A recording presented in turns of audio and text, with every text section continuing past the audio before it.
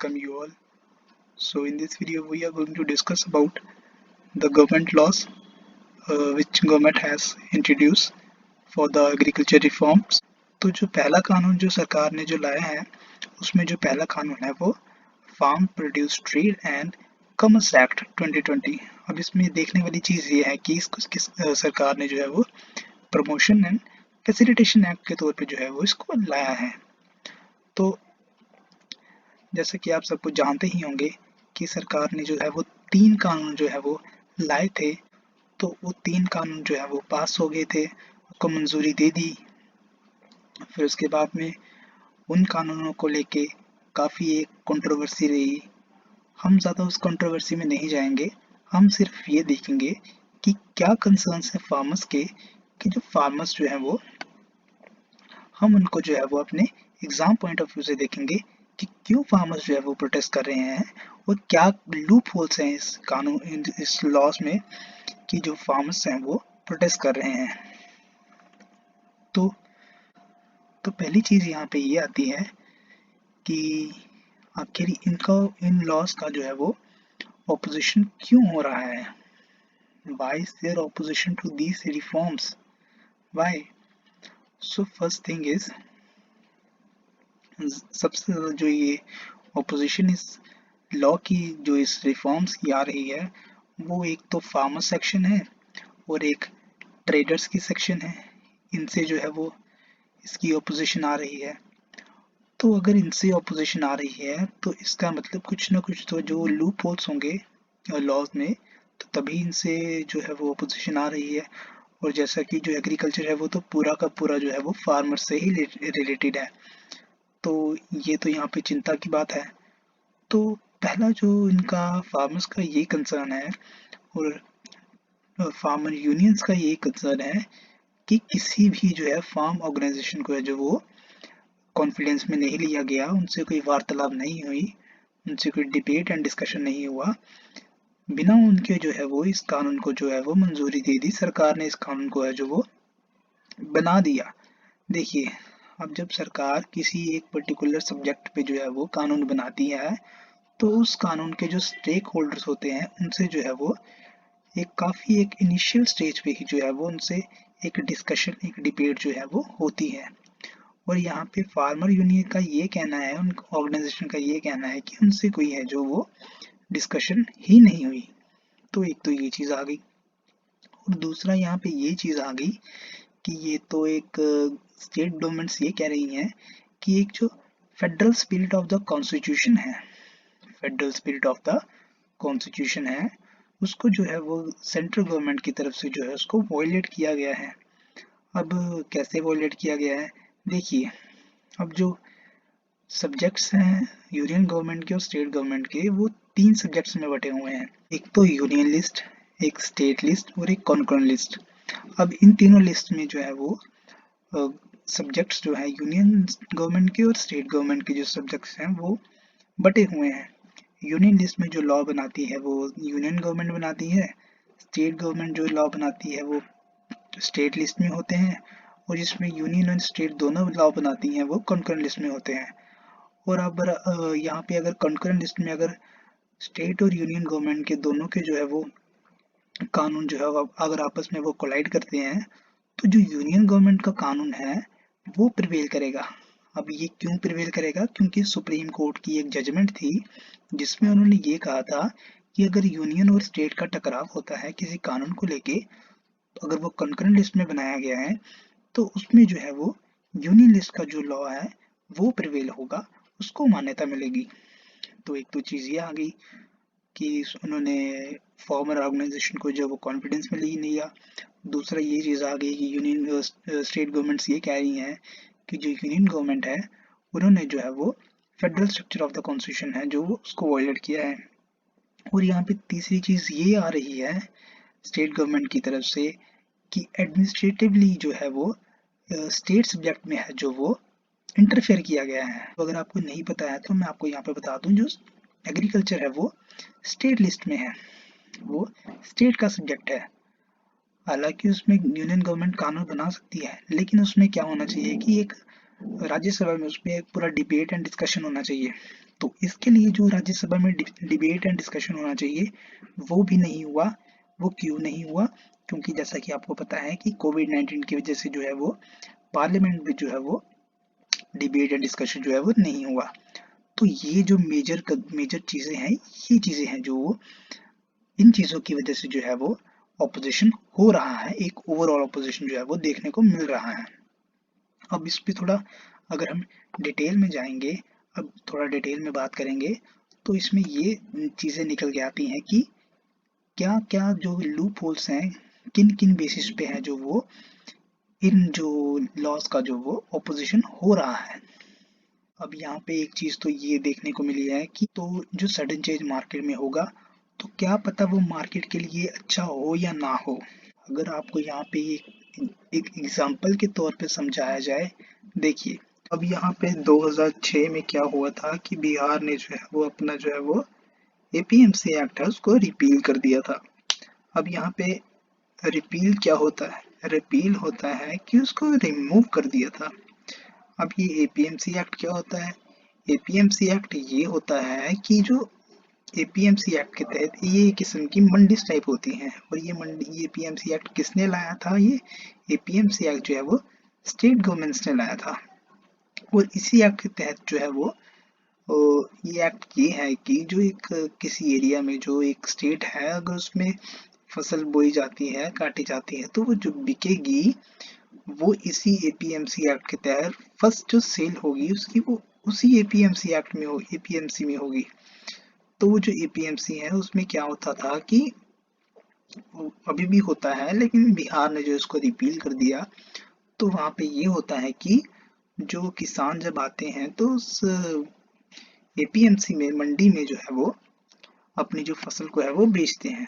और वो किसके थ्रू बेचते हैं? वो एक मिडल मैन होता है, जिसको हम एजेंट कहते हैं, उसको एक लाइसेंस्ड एजेंट होते हैं वो। तो उनको जो है ये लाइसेंस सरकार के द्वारा ही जो मंडीज के द्वारा दिया जाता है। तो ये जो है वो उस लाइसेंस के तहत जो वो खरीद बेच का जो है वो काम करते हैं। तो अब यहाँ पे देखने वाली चीज़ ये है कि ये तो बहुत ही अच्छा सिस्टम था कि किसान तो एक ही जगह पे जाएं, एक ही जगह पे अपना सामान बेचें, एक ही जगह से पैसे लें, एक ही जगह पे उनको प्रॉफिट हो, और तो उनको कहीं जाने की ज़रूरत नहीं थी।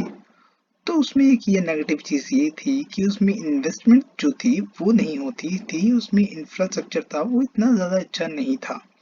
हालांकि इसमें एपीएमसी में टैक्स सिस्टम था, लेकिन उसमें इतना अच्छा नहीं था कि वो जो उसमें इंफ्रास्ट्रक्चर एक बढ़िया सा इंफ्रास्ट्रक्चर है वो डेवलप हो सके।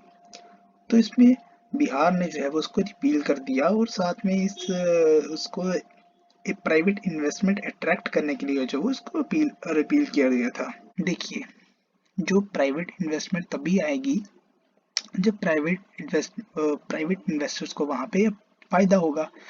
तो यहाँ पे जो मिडल मैन था उसको रिमूव करने के लिए, एजेंट्स को रिमूव करने के लिए सरकार ने जो है वो डायरेक्टली जो है वो कंपनीज को इनवाइट किया, वहाँ पे प्राइवेट इन्वेस्टमेंट को इनवाइट किया वहाँ पे, कि वहाँ पे आए, वो अपना इन्वेस्ट करें और उनको भी फायदा हो और किसानों को भी फायदा हो। और यहाँ पे जो ये सेक्टर में जो चेंज हुआ, तो इस चेंज को है वो एक सब डिविजनल ऑफिसर है जो उस एरिया में, उसको इंचार्ज कर दिया गया कि वो ये चीजें देखेगा। लेकिन यहाँ पे इसका पूरा उल्टा हो गया कि धीरे धीरे है जो वो सिस्टम जो था वहाँ पे वो पूरा इरोड हो गया, उसकी इरोजन होना शुरू हो गई। और वहाँ पे इंफ्रास्ट्रक्चर तो जो था वो पुअरली अनकीप रहा, वहाँ पे उसकी डेवलपमेंट नहीं हुई, और वो सारा एक जो है कोलैप्स हो गया सिस्टम। और काफ़ी एक जो उसको दूसरी यहाँ पे ये चीज़ थी कि जो फार्मर्स थे वहाँ पे, उनको है जो वहाँ पे एक लैक ऑफ इंफॉर्मेशन थी, कोई उनकी सुनता नहीं था वहाँ पे। उनको जो है वो कम प्राइस पे जो है वो अपनी फसलें जो बेचनी पड़ी थी। तो ये सब एग्जाम्पल जो है वो फार्मर्स ये कह रहे हैं कि जैसा बिहार में हुआ 2006 में, वैसा ही जो है वो अभी उनके साथ भी जो रिपीट होगा वैसा ही होगा। तो ये एक कंसर्न है, मेन कंसर्न। दूसरी यहाँ पे जो ये चीज़ है, अब किसानों का ये कहना है यहाँ पे वो एक आर्टिफिशियल जो है वो टैक्सेशन क्रिएट कर देगा मार्केट में। अब वो कौन सी मार्केट में कर देगा? एक तो मार्केट एरिया आ गया जिसको गवर्नमेंट, जो स्टेट गवर्नमेंट है वो रन करती है पीएमसी एक्ट के तहत, और दूसरा आ गया ट्रेड एरियाज आ गया जो अभी जो है वो सेंट्रल एक्ट के तहत जो है वो मैनेज किए जाते हैं। तो एक यहाँ पे ये चीज़ आ गया।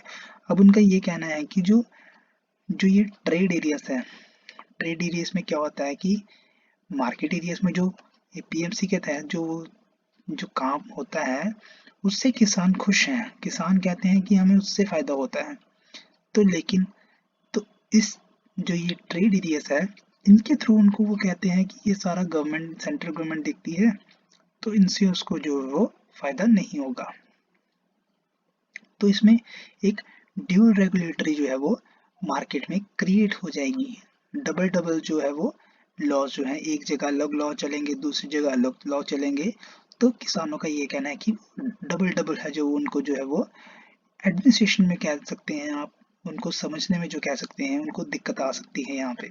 तो उनका ये मानना है। तो जो अनरेगुलेटेड मार्केट स्पेस है जो जिसे ट्रेड एरियाज कहा जाता है, तो वो कहते हैं उसका कोई ओवरसाइट नहीं है उसका। तो क्यों ओवरसाइट नहीं है? क्योंकि वहाँ पे गवर्नमेंट के पास जो है कोई इन्फॉर्मेशन नहीं होती, वो सारा काम जो है वो ऑफिसर लेवल पे देखा जाता है। तो यहाँ पे ये देखने को आया है कि वहाँ पे नेग्लिजेंस जो है वो, नेग्लिजेंस जो है वो वहाँ पे देखने को मिल सकती है। तो ये उनका ये एक मानना है। देखिए आपको पहले ही बताया जो कि फार्मर्स का ये कहना है कि जो ट्रेड एरियाज है वो इस ऐप के तहत जो है वो मार्केट एरियाज को जो वो रिप्लेस कर देंगे, और उसमें जो मंडी टैक्स है वो उसमें भी जो है वो उनको ड्यूअल ड्यूअल जो है वो रेगुलेशन देना देखना पड़ेगा, तो उसमें उनको दिक्कत आएगी। तो एक तो वो एपीएमसी सिस्टम जो है वो कोलैप्स हो जाएगा, और दूसरा जो ई नैम सिस्टम है। अब ई नैम सिस्टम क्या है? ई नैम सिस्टम ये है कि ये गवर्नमेंट के द्वारा बनाया गया एक ऑनलाइन डिजिटल मार्केट एरिया है जिसमें जो है वो किसान पूरे भारत में जहाँ चाहे अपनी जो फसल है वो बेच सकते हैं। एक किस्म का ये ई मंडी आप इसको कह सकते हैं, ई मंडी आप इसको कह सकते हैं।